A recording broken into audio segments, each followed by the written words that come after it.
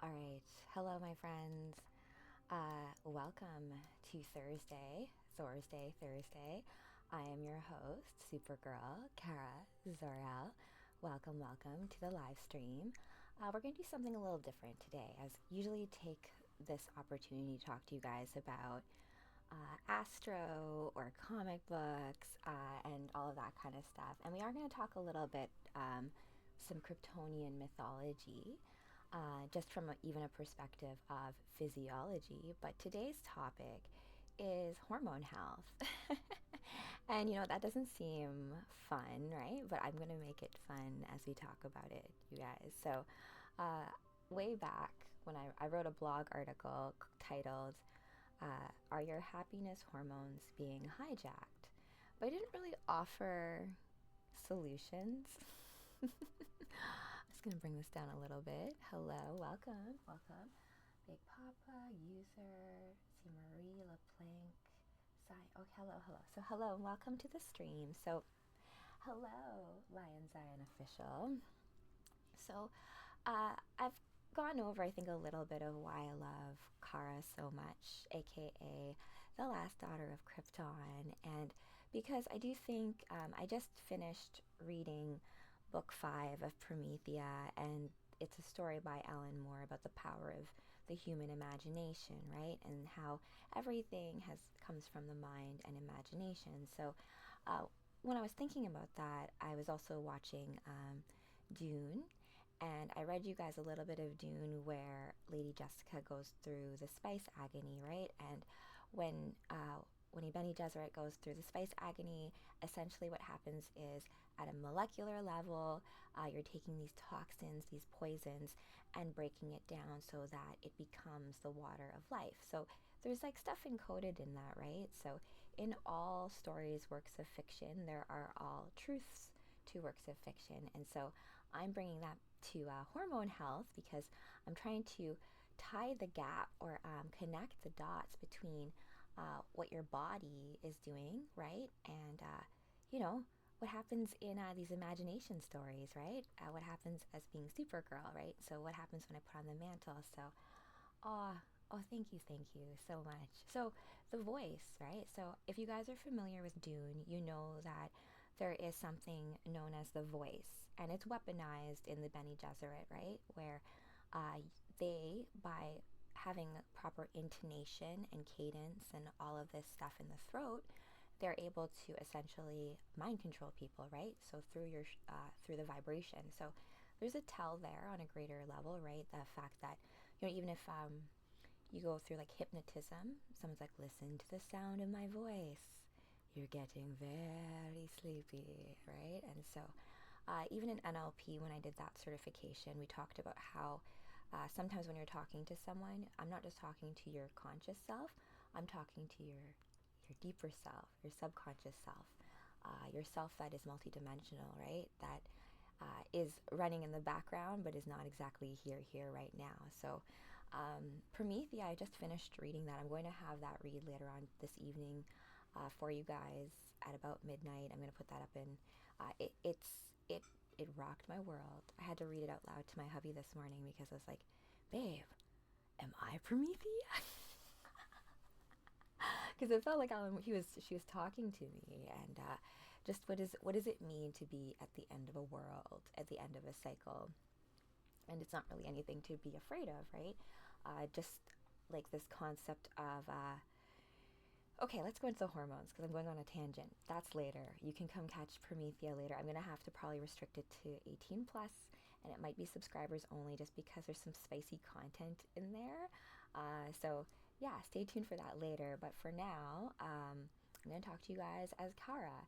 I went into why I love her so much, and it's really a lot to do with, I feel a connection with being like one of a kind, right? So my dad is South African.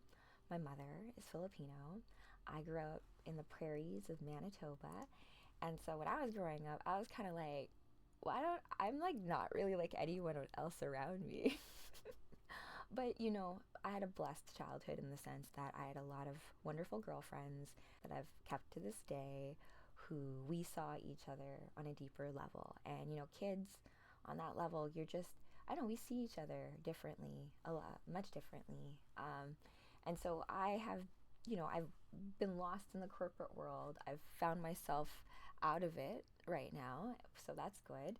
I'm working on my own comic book, my own RPG game, all that kind of stuff, that whole creative process. But, you know, you guys, like, when we think about the whole industries of things, right? So the comic book industry or the movie industry or these my name is Darkside. Hey, Darkside. So, oh yeah, we're going to talk a little bit about how your hormones and like the drama of your body. Oh, let me just get into that in just a second.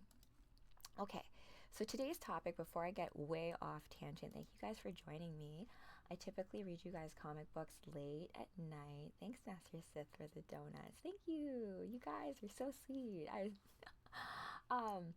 So I donned Kara for a reason, right? Because I went into like depth into like understanding Krypton, right? So if you really think about it, I'm an alien. But it's funny because I have a whole series of Supergirl comic books that I've been curating and reading, and it has to do with, I don't know if you guys are familiar with the storyline where Supergirl, like, her essence is split, so she has a much more like earthly essence, and then there's the concept of an earth angel. And this earth angel, she works, she's like separated from like Linda Lee Supergirl, like, you know, the white t-shirt Supergirl. So there's this quest that she goes on to find her like cosmic self, who's been trapped by this like dark demon lady. So that whole storyline, I still need to find all the pieces to that story. I forget what time period it was. But when we look at Supergirl's origin stories, it's kind of all over the place, right? I think the first Supergirl was actually Lois Lane, who I love Lois Lane, you guys. Like, you know, news reporter, like, she reminds me a lot of like April O'Neil in terms of archetype. And I was telling some of my friends this, I'm like, it's kind of funny, right? Like, this idea that even in Crisis on Infinite Earths, the worlds are ending, but yet you still have these news anchors being like, reporting live, the end of the world. So there's something to that, right? It's storytelling. Because when I went to school for broadcast journalism when I first came to Toronto, because I wanted to be like April O'Neil, right?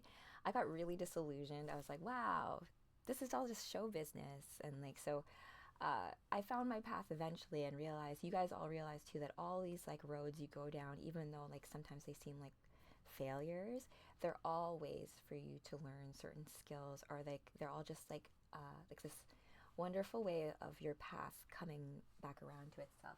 Hey Pikachu, Pika Pika. Yes, I'm approving that comment. I don't know why it always censors your Pika Pika. Yes, happy Thanksgiving to my US friends. Yes, it's, you know what, I think today is a wonderful anchor point in time space too. So it's a good day for me to talk to you guys about hormone health. So in another life, I was, and I guess I still always am, a personal trainer. So I did go to journalism school. Yeah, I did. You know, it's so crazy. I learned when I was at journalism, like, I did like a summer institute. So I didn't do a whole thing. I did this like almost compressed course from like April to August at Seneca York here in Toronto.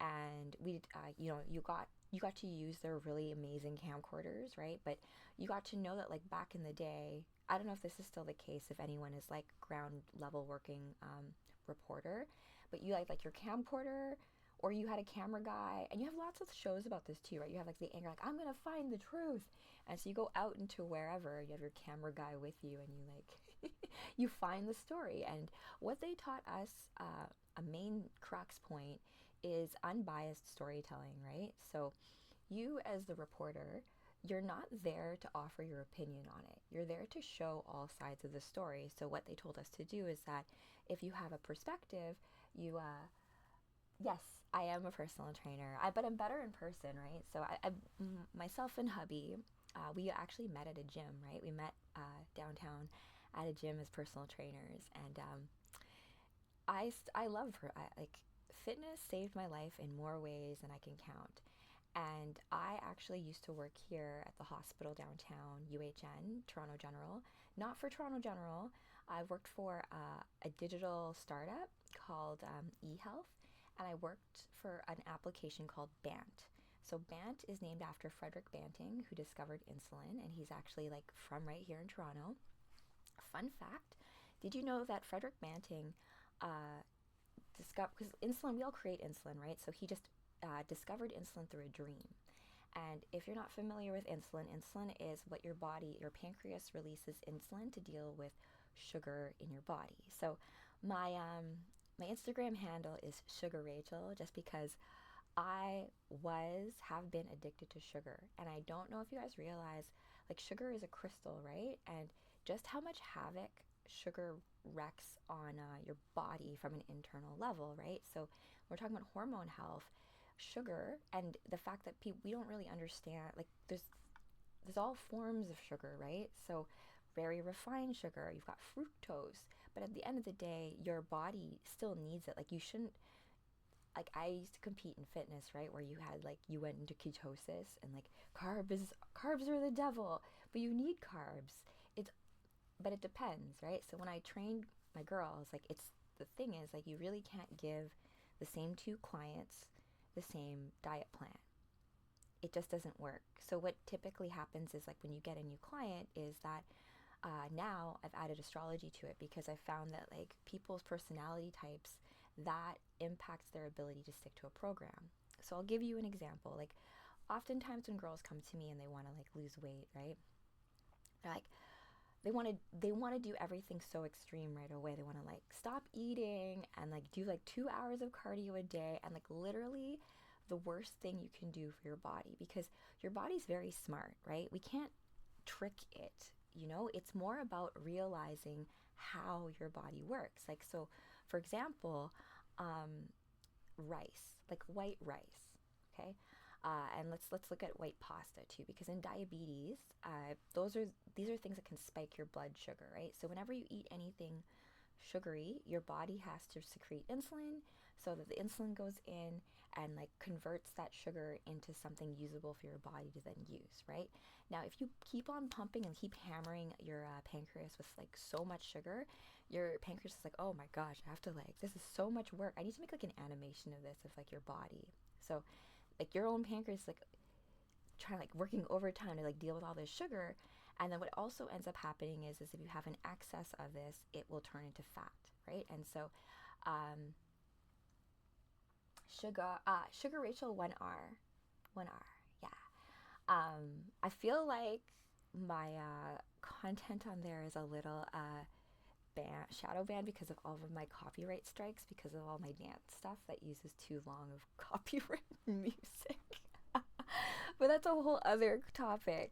Okay, so I'm going to talk to you guys about your happiness hormones, because when I found fitness, let's see, I'm 39 years old, turning 40 next year. So I have never been so comfortable in my body that I am right now. So it's been a whole long journey of fighting my body. And, like, me even looking back at old pictures of myself and being like, wow, I honestly thought I was fat in all of these photos. And then looking back, I'm like, I really wasn't. What a distorted way of looking at myself, right? Yes, I am 39. That's hormone health, my friends. Your skin quality, all that other stuff is related to your hormone health. And so I'm going to get into some tips I can give you guys in just a second. Thank you guys for the follows. Hey, Squishy the Seal. Oh, thank you, Johnny. Appreciate that. So, when I first got into fitness and bodybuilding and all that kind of stuff, I competed. When I moved from Winnipeg to Toronto, I was already starting to get into personal training with my best friend, Laura. She had the encyclopedia of bodybuilding by Arnold Schwarzenegger. She also had 2 older brothers, so she was very kind of like tomboyish. So her being my bestie, and she was so strong, so I was always trying to, like, follow in her, like, strengths level. So I am pretty strong at the gym, and I think a big thing with research when it comes to hormone health and relating that to weightlifting is that lifting weights and having muscle on your body is a great way for your body to be able to regulate itself on all levels. So let's get into what your endocrine system is, right? So you have hormones, right? You have like, of course, like estrogen and testosterone and like, but there's also some hormones which are known as neurotransmitters. Now, neurotransmitters, they're a fun thing, right? Because that's like your body's organic technology, right? So the main three hormones that I love to talk about are serotonin, dopamine, and oxytocin. Now, this is like the trinity of your mood, right? So when we think about even astrology, your emotions, you know, like no different than when you listen to a song. Like, for example, I was watching House of Dragon the other night, and one of the dragons died, and I like felt it. I don't know, there's like, sometimes you watch something or you hear something, there's like, and it just hits you on that level, and then you can actually feel your hormones secrete like your emotions, right? Because that is the beautiful system of how your body works. And it's why I don't really love SSRIs so much, because who are we to really tinker with all of that kind of stuff when there's a lot you can kind of do in terms of food modulation, right? So hello, Super Sam. Hello, King Arthur. Oh my gosh, Arthur. King Arthur. What a great name. I love that. He looks younger. He is younger than I am. Yes, yes, yes. He's not that much younger than I am, though. But I've always been, I have big sister tattooed on me. My little sister and I are very close. She makes video games out in Vancouver for EA. She also competed in fitness. I trained her for all her shows. She's ridiculously strong as well. Baby animals get me every time. I know, baby, I know. But like, when that happens to you and you feel that, that's a real thing. You know, like your body is responding to that. So that's something to kind of consider when even in that Dune show, Dune Prophecy, if you guys have watched it at all, there are 2 episodes in, but there's a scene where one of the young acolytes of the Bene Gesserit, she's learning about one of her teachers is like passing, so she's starting to like hyperventilate and be like starting to go into a panic mode when you receive like really awful news.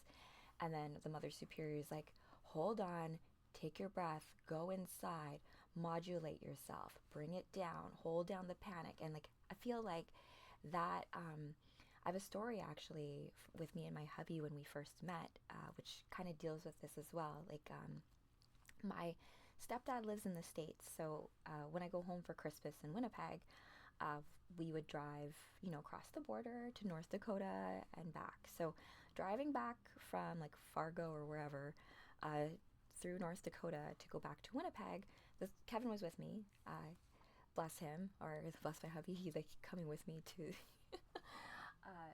to visit Christmas every time.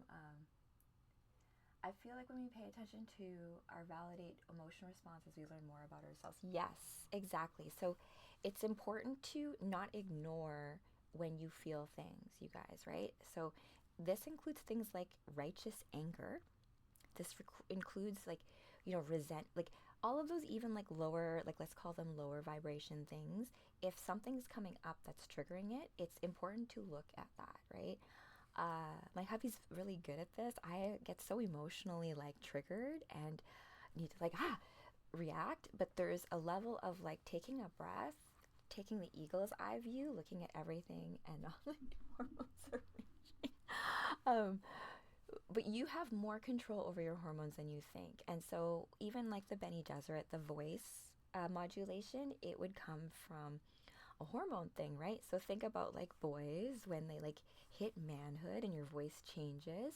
This concept of like things like your voice are modulated by your hormones, right? And so the 3 hormones we're going to talk about today, first one being serotonin. So serotonin's cool because, you know, we think of serotonin as like the happiness hormone. Like, oh, but more serotonin doesn't necessarily always mean a good thing, right? There's things like serotonin shock, especially. And additionally, a fun fact about serotonin is that the majority of it, like 90% of serotonin, is created in your gut.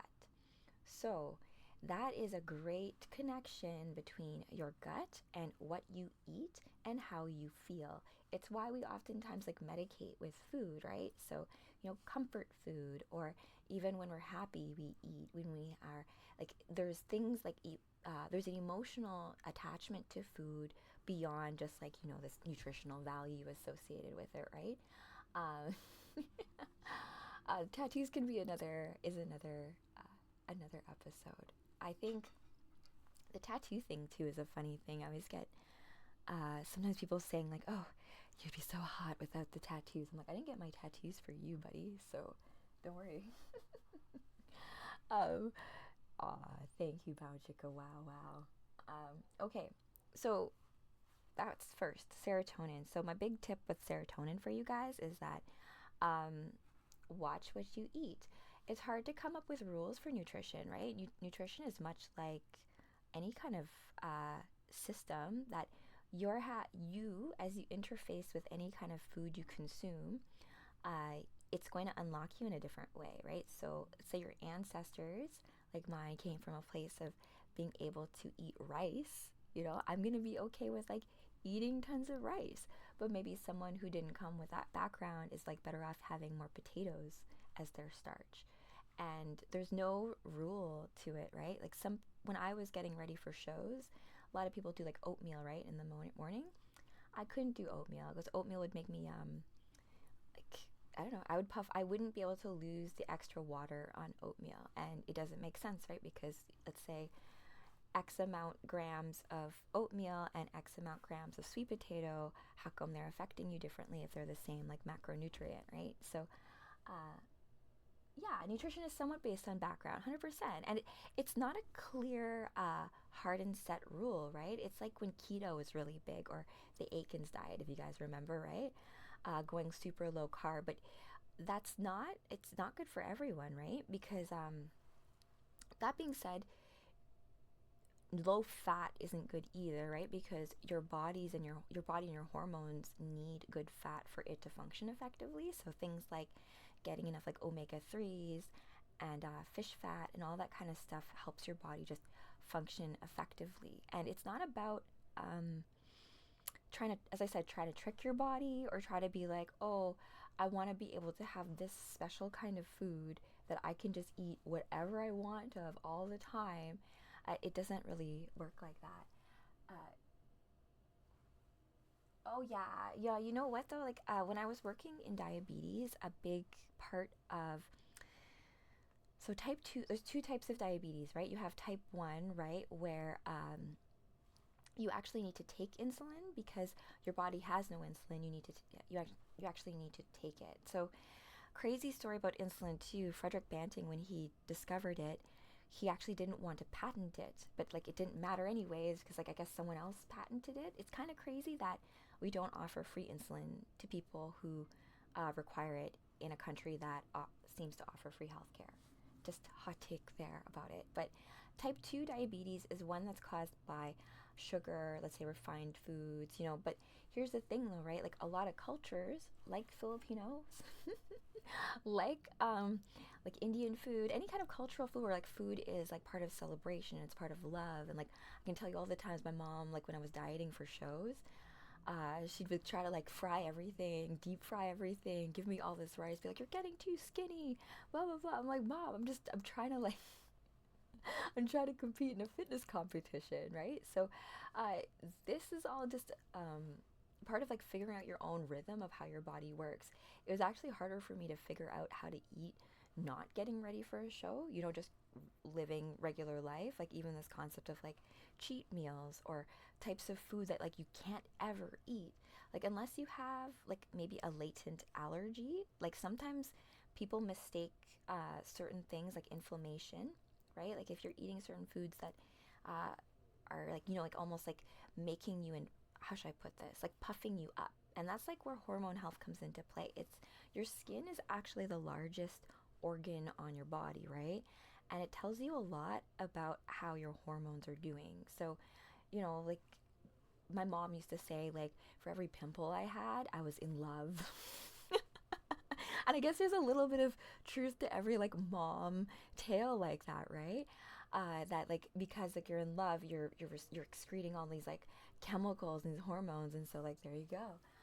Hey Scar, hey. So actually, it's a great segue into the other two happiness hormones I wanted to talk to you with you guys about, and that second one being dopamine. Dopamine uh, is commonly associated with things like addiction, right? Like it's one of those things like you have like a dopamine hit, and so you're like, oh my gosh, I need to have the same hit over and over again. So I was like that with sugar, man. Like so, I was such a sugar addict, and like my diet was so terrible. I was like a cardio bunny, where I'd be like, all I'm gonna eat is like basically candy, and I'm just gonna run it all off on the treadmill. So, uh, that fine. I was like like maybe like a small person, but it's not exactly a healthy thing hormonally either, right? So all the things like Scorpio actually rules a lot of this stuff in astrology, all of like the juiciness between things. So your endocrine system basically uses your bloodstream as well, right? So when we think of like your blood, it's not just like one liquid goop. It's like this fluid, and you have all of these magical components within it, right? So even the Bene Gesserit, right? It's like being able to talk to your own like liver or your own endocrine system and be able to adjust. Uh, oh, I love that. Scorpio, here you come. Because Scorpio rules a lot of the endocrine system, the sexual hormones, right? And so I don't think people realize too, like it's all the connections of, if we think of these even like from a Vedic perspective or a chakra perspective, it's constitution, right? So when it comes to approaching any kind of goals, whether it's building muscle or losing weight or just being healthy, these things are actually all intrinsically linked.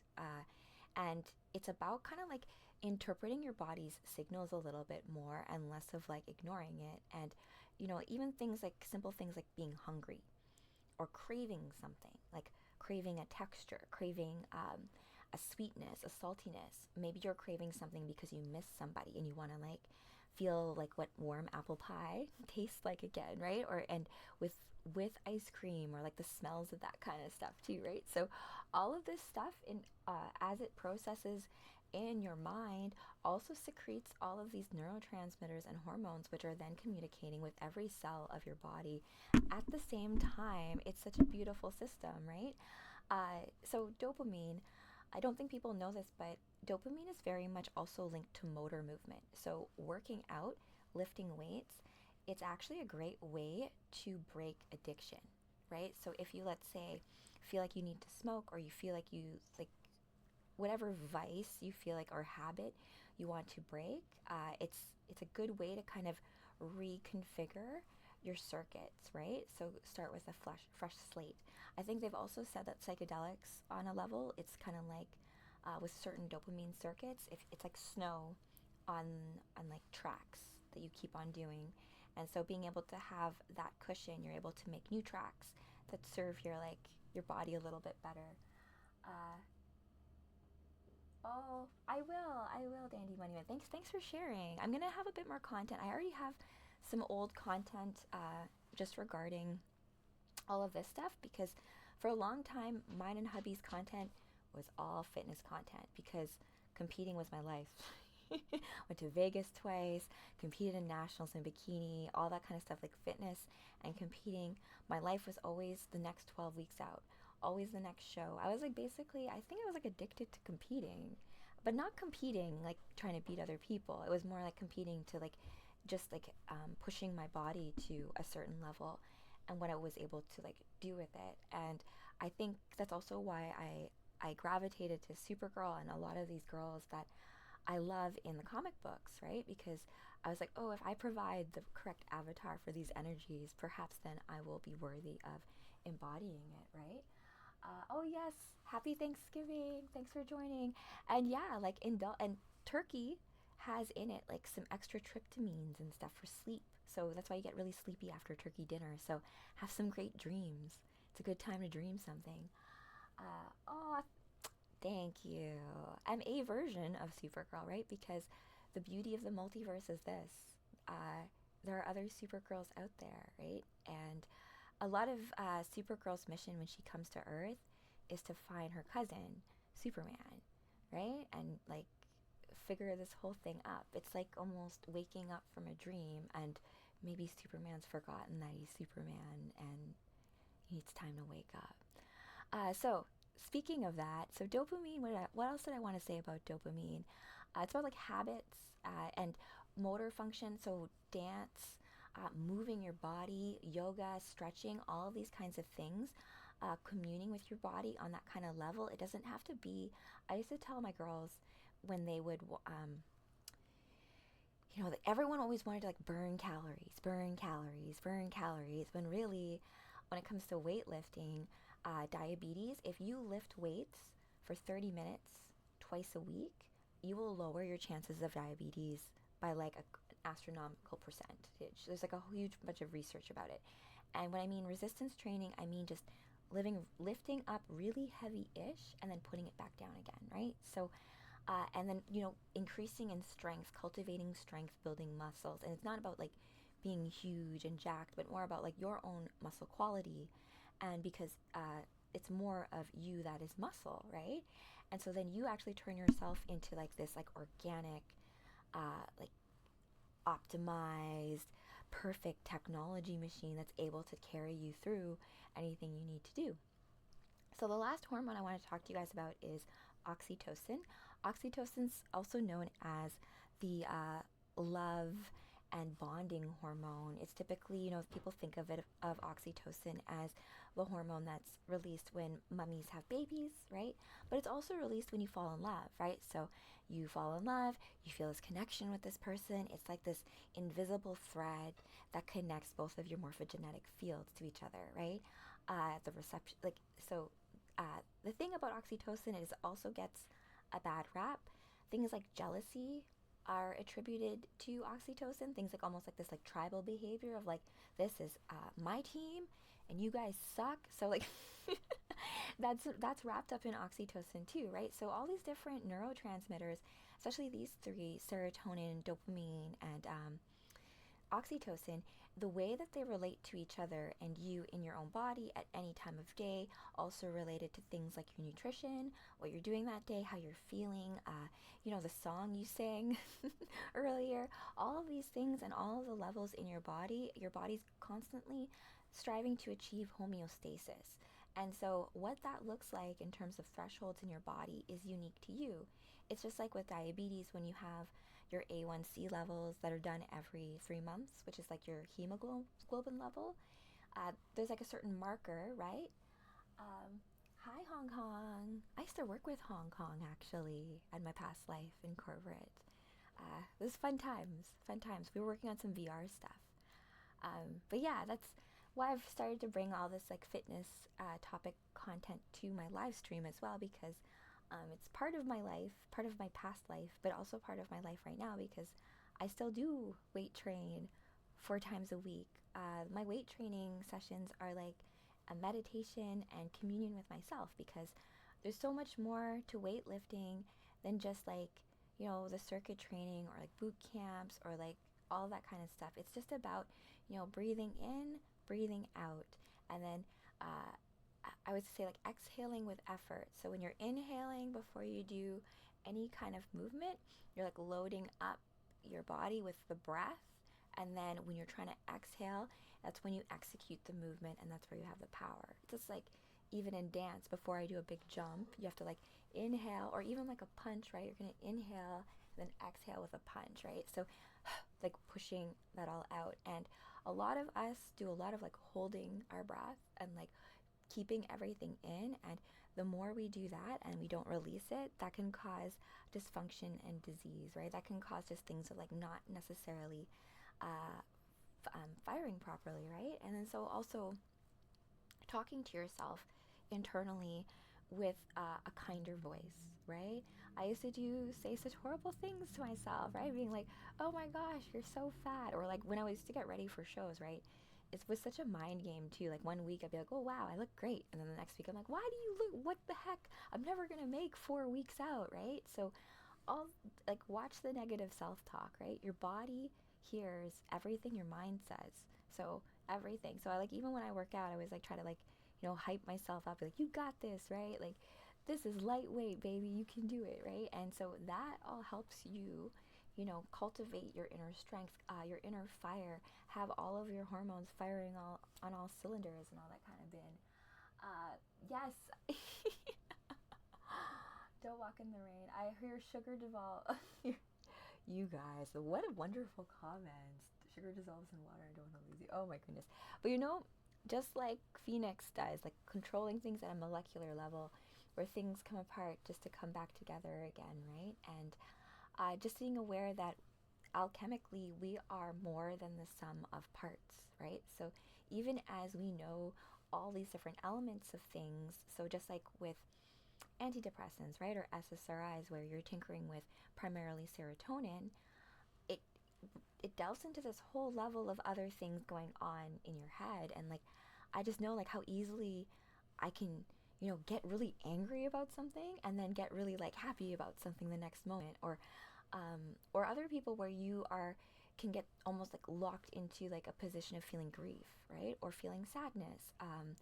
And it can be hard to see the light in all of that, right? So it's important to have practices where you can smile, you can laugh, you can make a joke of it. That's why we have art that shows us tragedy, shows us things where we can cry, where we can actually like release these emotions. Because if you just like don't acknowledge them and just like hold them in, there's nothing worse for your body. It's like not acknowledging yourself. It's like your body screaming, being like, hey, listen to me. I need you to do this for me. And if you just do this for me, I will be able to unlock so much for you. So it's like the whole idea of even discipline too, right? You know, saying no to my craving, knowing that perhaps my craving is a hug as opposed to this like piece of chocolate. Even though maybe I'll have a tiny bit of chocolate and then get the hug too, right? Uh, don't let them win. Oh, Aiden. Can you save me? I'm working on it. I am working on it, you guys. Um, I love, oh my gosh, that's very sweet, Princess Ariel. I am mixed. My dad is South African. My mom is Filipino. So the mixed is kind of interesting too, because if you go to South Africa, I was blessed to visit South Africa in, when was it, 2017 or so. I think right before I retired from fitness, and it was kind of it was a trip for me, right? Because my family's kind of more like from Durban area and Cape Town as opposed to Johannesburg. But I went to Johannesburg and we went to Soweto, and it was crazy. I had this whole story of like all these ladies wanted to take pictures with me in front of Nelson Mandela's house. Because I was like, there's not a lot of Asian people in South Africa, so I was just like going around being like, I'm half South African, and look, look at what happens. Okay, yeah, okay, friends. I think this pretty much takes. Thank you, Princess Ariel. I love your name. And Ariel, so The Little Mermaid was the very first movie I watched in theaters with my dad, and my dad has always been. My dad's was is a retired professor in computer science. So this whole concept of understanding reality and technology, and in me learning personal training, learning bodybuilding, all of this has been a way of actually like understanding systems, right? So we should not confuse the fact that we are not like computers. The way that we design computers is a mimic of like how nature works, right? So we are the ones who are shepherding that as opposed to the other way around. So just be aware, my friends, as you're interfacing with the tech, how your own hormones are also then responding to it as well. Let's see here. Oh, Chris Wolf, happy Thanksgiving. Yes, happy Thanksgiving, my American friends from Supergirl, right? It's a good time to like pause, reflect, and I love how that little sign off that Supergirl has in one of the comic books, where she talks about Krypton as being a very scientifically advanced civilization. And the interesting thing is that I wouldn't have any powers being on Krypton, right? Powered by a red sun. There is a beautiful synergy and destiny behind Supergirl and the yellow sun that we have in our solar system, right? And this yellow sun is super special, right? Because it also powers all of us. We all have a sun in our astro chart, right? And so that sun, while you can call it your horoscope or anything like that, is a battery. You are here to experience life, this story, this opera of the universe in your own special lens that only you as a character in this game of life can be, right? So all of that uniqueness is only yours to fulfill. And yes, that's a big responsibility now, isn't it? It can sometimes feel like too much for many people, right? I know, trust me. Sometimes it feels like, well, who am I to be able to dream that big? Or who are you to think that you can do that? Who are you to think that you can change the world? Well, you are the world.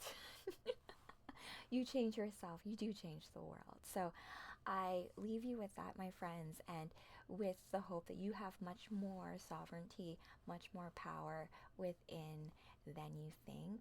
That way of aligning yourself. There is so much energy in the cosmos right now for you to work with to be able to activate yourself. So I'm going to put out a little bit more content when it comes to fitness, some practical ways, because, astro, all that kind of stuff of activating your superpowers, that can seem very woo-woo, right? Really like up here. But, the whole concept of like when I first started lifting weights, I was a weakling, right? But I can outlift a lot of guys, you guys. You don't see me at the gym. I need to have some lifting videos. But like me and my sister, we can out deadlift like two plates aside with a 45 Olympic bar, for like 10 reps. But like all of these foundational exercises, they're all just like building blocks of like how your body's mechanics even work. So it's all about just, that's why I love mech suits. I love the Power Rangers, right? This idea of like, okay, like the Iron Man suit, there's a way of knowing how to do that in real life. We have the technology, right? We have the power to do that. We just need to unlock it. All right, my friends, thank you so much for joining me. Until next time, Kara Zor-El, out.